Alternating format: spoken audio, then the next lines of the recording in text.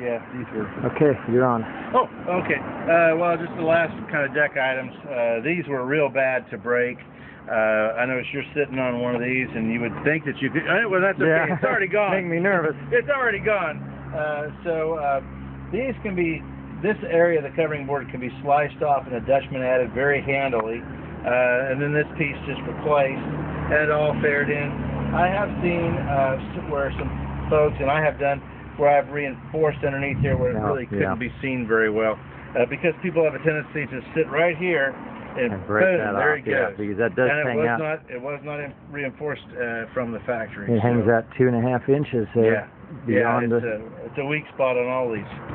Okay. So, getting into the frames, I don't have my, oh yeah, I do, I've got a pick with me. But you can see some obvious problems. And you can hear that obvious problem. Back here, that frame looked a little funky, but it's actually in good shape.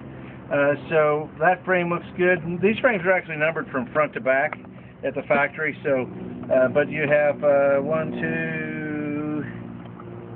1, 2, 3, 4, 5, 6, 7, 8, 9, 10, 11, 12, 13 frame stations. And they're called stations. So station 13, station 12 look great. Station 11, there was some rot happening over here. Probably some upholstery was stored over here, so it kept the water over here for a long time. Look at that. So this frame, from about right here, you cut it off right here, and you put in a new piece that matches the old one, although it didn't used to have this dip right here. Okay. And then you'll put in yet another piece that would go all the way from the chine to about here. So, yeah, and you want to make, that's called, the new piece that you put in is a sister frame to your old piece that you're putting in, and you just want to cut your rod out. To get that guy out, we would normally just, because we can make our own templates, we would, and that's probably not in good enough shape to come out intact enough to make a template anyway, just slice it off with one of those fine multi-masters or any one of the knockoffs that you can get. Bosch, Dremel, Harbor Freight makes knockoffs of the multi-master tool. Cut that off, chisel it, split it right down the middle, split it where your fasteners are exposed. Take this thing off like you're opening a sandwich. The fasteners will be less. You pop the fasteners out through the bottom by just gently tapping on the fasteners. They'll pop out to the bottom, except for the one that's right over the bunk, of course. This is a candidate for some of that work as well. Right here on this end, that probably needs to be sister frames, a smaller area. Okay, now let me back up just a minute. So you're saying I would cut this frame right down the middle, right there. Right there. Okay, and I'd take out that rotten part entirely. And probably to get it out of there, I'd have to split it in half and open it up like a book. That's the easiest way. Okay, what about sliding my multi-master tool underneath and cutting through the screws? Okay. That'll work too. But some way to get that off. Yep. Then I replace that little part that I just cut off, and then I put another frame right beside it that overlaps the joint. How far do I need to overlap that joint? My rule of thumb is, like, if I've got 4 inches here, which I probably got more like 3, but if I got 4 inches, I probably got 4 inches here. If I got 4 inches, I want to go at least 4 inches on either side. Okay. And I've got room to go all the way, so I wouldn't just go all the way there. I wouldn't go all the way to the chine, all the way and then from maybe go stringer to the chine. Okay. You don't even have to worry about going under the stringer if you don't want to, but all the way from the stringer to the chine. Now, if that piece was just rotted out completely, like this number, you said that was number 11, so number 10 looks to be a little bit more rotted. Yeah. What would it take? Could I take that one out completely underneath the stringer and all the way to the center? All the way to the center. And then you would, a lot of times these were joined in the center. That one doesn't look like it was joined in the center. And there would be an extra piece of wood that's shaped like this one that actually made the joint in the center. And that's what I would go back and do. Okay. I'd put that guy back, and you're going to have to put him in 2 pieces at the very least.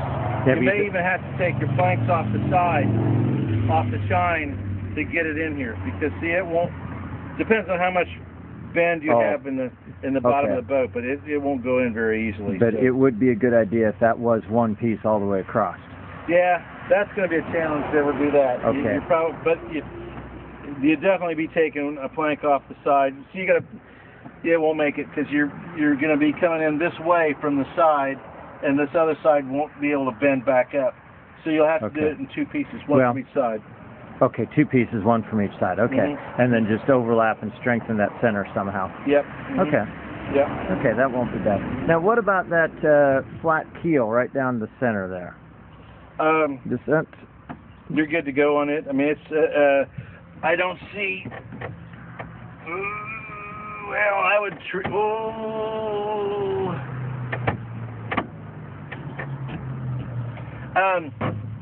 Okay.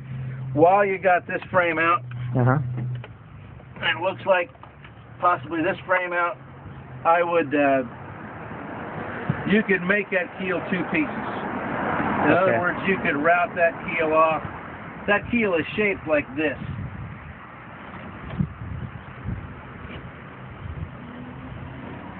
Oh, an inverted T. And it is a T. It is a T. You just got a really, really short leg here, and then your bottom planks come in and land right here. Okay. And fasten through.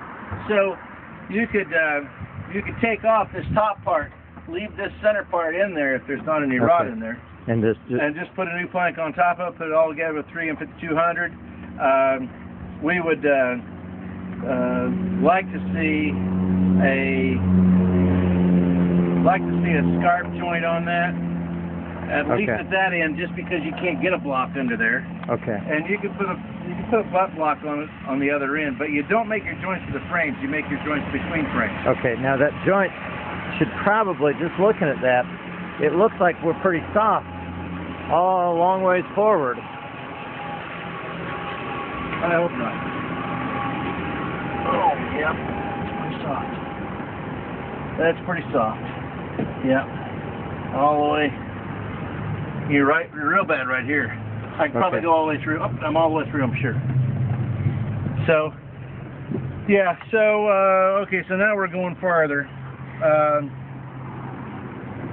This is a can.